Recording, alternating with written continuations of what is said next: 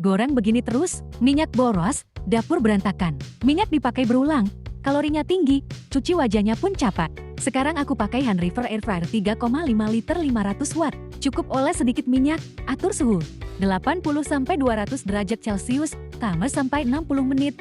Lalu biarkan panas 360 derajat yang kerja. Menggoreng udara, bebas minyak berlebih, hasilnya tetap renyah, tapi lebih ringan dan dapur nggak jorok lagi. Kalau mau cek air fryer ini, linknya ada di keranjang kuning bawah video ya.